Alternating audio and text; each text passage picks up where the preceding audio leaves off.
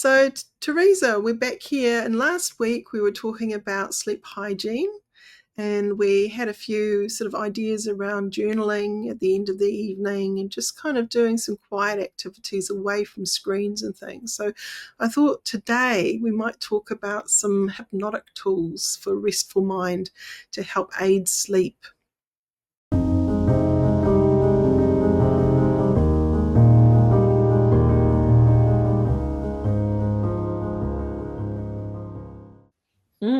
That's a good idea. Explain and educate, I guess, are some basic tools that you can use from hypnosis to help with your sleeping. Yeah, the messages that we send ourselves in general are hypnotic. So what we're thinking, we start to build as beliefs. And it is important to reframe and maybe anchor that reframe in some way. What I mean by anchoring is that we can utilize the feeling or sensation of the pillow or the feeling of sensation of the bed covers or the space and place to be a positive anchor.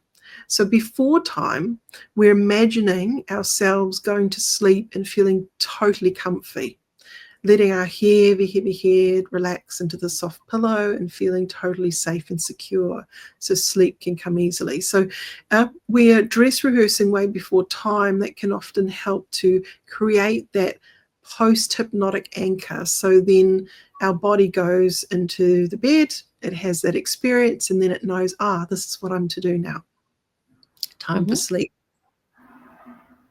What are your thoughts on that? The anchors, that you can create for clients? I think they can be really useful because, as human beings, if we're not careful, we go back into old habits quite quickly. We can fall into, so we can start ruminating again about those thoughtful, unthoughtful, and helpful unthoughtful thoughts about sleeping and negativity about I'm going, another night and I'm not going to sleep, and I get so tired.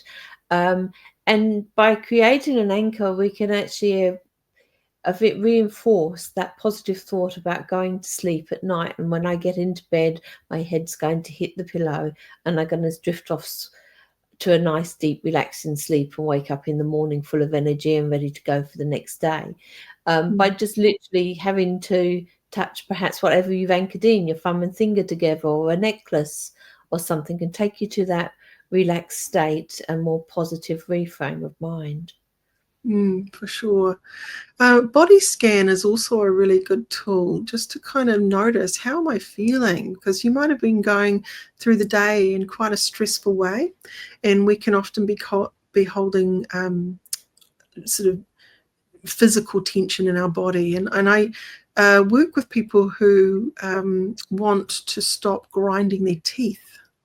And they've got a lot of tension in this jaw here. So as they go to sleep, one of my things is to suggest that their jaw separates, so their top and bottom jaw slightly go apart, where their tongue can relax in their mouth, and it stays like that all throughout the night. So they begin to properly relax their jaw, because quite often if they're not thinking to relax the jaw's going to stay stiff and tight and potentially grind, because that is what people who are going through stress do. They often will, chew. The other one is we hold a lot of tension in our neck and shoulders, or maybe other parts of the body. So doing a bit of a body scan when you hop into bed can be extremely useful in doing a progressive relaxation. You could even tighten up your whole body and then just let it go. You could do one bit at a time, tight, and then let it go. Or just simply softening your focus into, how am I feeling? Am I noticing any areas that might be holding tension? Let that go now. So that can be useful for people who might be holding tension physically, and then of course it's going to hold the tension up here. And by simply just sort of doing one of those exercises, you'll be surprised at how your body has started to relax, and you've begun to start that process of going into a nice, hopefully sleepful night. The other one is too, quite often we might be in our stress response. So we might have gone into fight, flight, freeze, or fawn, and we need to turn that off. And that could be that as we progressively relax our body, we might also use the breath to support that relaxation. So, with each exhalation, just letting my body relax deeper and deeper, more and more, so sleep can come easily. So that's something that you can begin to hypnotize yourself about if you are having problems out there and wanted to utilize the power of the breath to calm the sympathetic nervous system. There's an exercise that Mario Collects actually put out to people, and it's where you take a really deep breath in and you breathe in as much air as you possibly can and fill your lungs with. You hold that for as long as you possibly can, and then you exhale all that air again, really, really emptying your lungs. If you do that 3 times, then that actually activates the parasympathetic nervous system, and you will start to yawn and feel tiredness because you're increasing the CO2 in your body, which naturally makes you sleepy. The pain from the holding in that breath and really exhaling that breath creates a distraction from your thought patterns of sleep, not being able to sleep. So you're creating that distraction as well. Nice. There's also a sleep study done through Stanford University, and they had a different type of sleep that helps to also switch off the central nervous system response of stress. And that is just breathing in twice in a row through the nostrils, in twice in a row rapidly, and then slowly sighing it out like a big long sigh through the mouth. Okay, so you can do up to 5 rounds, but even 1 round showed your heart rate slowing down and things becoming calmer very quick. So there are definitely some amazing breathing exercises out there that you definitely could try. Not all fit for everyone. Like you got to find something that makes sense to you. So try it and see how it goes. One of the things people with ADHD often find as well that is really good for them is listen to the bilateral stimulation music, where it massages the brain, and it works for some people and really relaxes them, and other people it does the reverse for. So like you were saying, different things work for different people.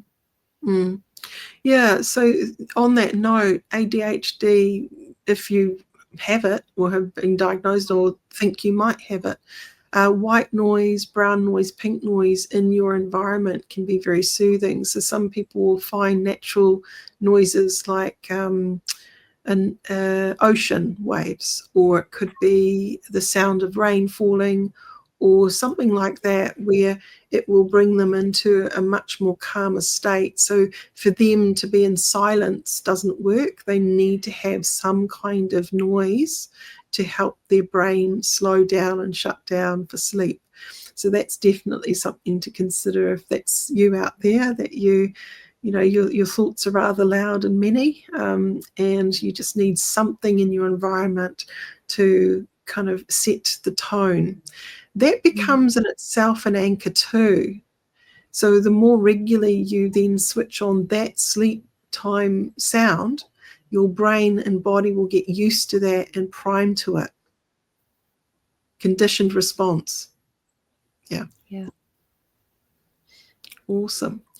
When we're kind of looking at that, it's common for people to feel like they just can't shut off their mind. I think the more they fight with that, the more it becomes bigger and bigger. It's not about shutting off the mind. I don't think the mind ever shuts off fully, but it's about where you direct your mind. I think that's important as hypnotherapists, to teach our clients how to direct their mind to something much more soothing. For sure, yeah. Are there any other thoughts or ideas you'd like to share today with anyone, Teresa? No, I think if people are having problems with sleeping, and long-term sleep deprivation really does impact on your health and well-being, Mm. do reach out to people. Contact a hypnotherapist or us if you're near or want to online, or drop a comment in the chat below so that we can get back to you and support you wherever we can do. Mm. And if you're interested in learning about hypnotherapy, please visit the school website. It's nzach.ac.nz, and come on board as a student. Would love to have you. And yeah, do you want to do the rest, Teresa? And remember to like, subscribe, and share. And do chat with us. Until next time. Bye, everyone.